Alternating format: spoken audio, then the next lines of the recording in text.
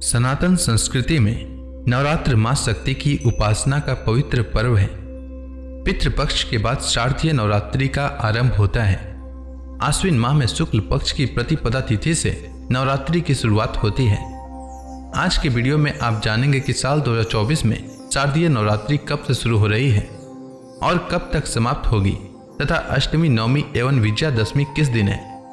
साथ ही नवरात्रि की पूजा विधि एवं नवरात्रि पूजा मंत्र और नवरात्रि में देवी मां के किस स्वरूप की किस दिन पूजा की जाएगी। हिंदू धर्म में नवरात्रि का काफी महत्व है। नवरात्र के 9 दिनों में मां दुर्गा के 9 अलग अलग रूप की पूजा और आराधना की जाती है। आज हम आपको शारदीय नवरात्रि के बारे में बताने वाले हैं। आश्विन माह के शुक्ल पक्ष की प्रतिपदा से लेकर अगले 9 दिनों तक नवरात्र का पर्व मनाया जाता है। शरद ऋतु में आने की वजह से इसे शारदीय नवरात्र भी कहा जाता है। नवरात्र में मां आदि शक्ति के भक्त उनके 9 रूपों की विधि विधान के साथ पूजा अर्चना करते हैं। नवरात्र के दिनों में माता के शक्ति पीठों पर मेलों का आयोजन किया जाता है। इसके साथ ही स्थानीय मंदिरों में भी माता की विशेष पूजा कार्यक्रमों का आयोजन किया जाता है। सनातन धर्म के शास्त्रों के अनुसार रावण पर विजय प्राप्त करने के लिए भगवान श्री राम ने भी नवरात्र में माता की उपासना की थी।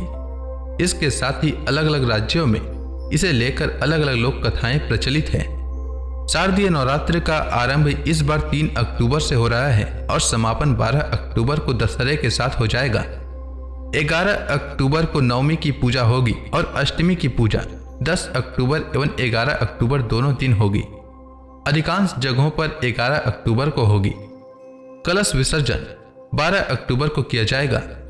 नवरात्र के पहले दिन माता की प्रतिमा और कलश की स्थापना की जाती है। कलश के पास ही मिट्टी में जौ बोए जाने का भी विधान है। इन दिनों पूजन में दुर्गा सप्तशती का पाठ करने या श्रवण करने से विशेष पुण्य प्राप्त होता है। आइए जानते हैं कलश स्थापना या घट स्थापना के शुभ मुहूर्त के बारे में।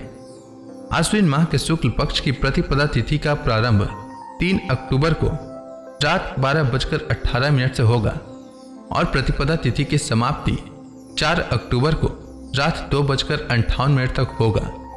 उदया तिथि के अनुसार आश्विन शुक्ल प्रतिपदा 3 अक्टूबर को है, इसलिए कलश स्थापना या घट स्थापना 3 अक्टूबर को किया जाएगा।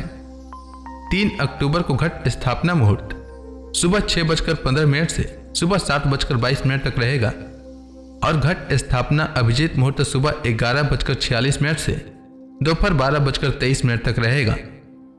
नवरात्रि की घट स्थापना मुहूर्त में ही करना चाहिए, तभी माता की विशेष कृपा प्राप्त होती है। आइए जानते हैं कि नवरात्रि के किस दिन किस देवी की पूजा की जाएगी। पहला दिन 3 अक्टूबर को मां शैलपुत्री की पूजा की जाएगी।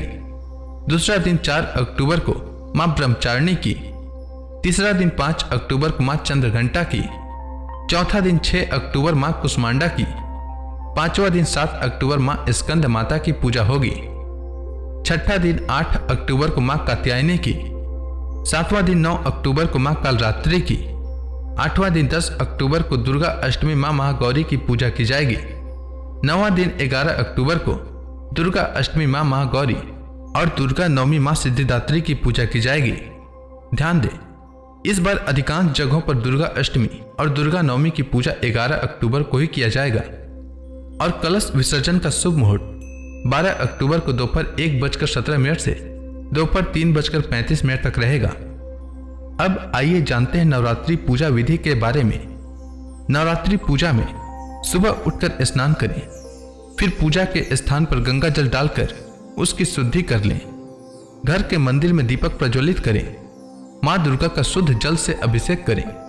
देवी को अक्षत, सिंदूर और लाल पुष्प अर्पित करें। फल और मिठाई का भोग लगाएं। इसके बाद कथा का पाठ करें या श्रवण करें। साथ ही दुर्गा सप्तशती का भी श्रवण करें, फिर आरती करें। नवरात्र पूजा में मां दुर्गा के मंत्रों का जाप अवश्य करना चाहिए। इससे मां दुर्गा का आशीर्वाद सदैव बना रहता है और सभी प्रकार के कष्टों से छुटकारा मिलता है। आइए जानते हैं मां दुर्गा के कुछ मंत्रों के बारे में। मां दुर्गा को प्रसन्न करने के लिए पहला मंत्र है सर्व मंगल मांगल्ये शिवे सर्वार्थ साधिके शरण्ये त्र्यंबके गौरी नारायणी नमस्तुते।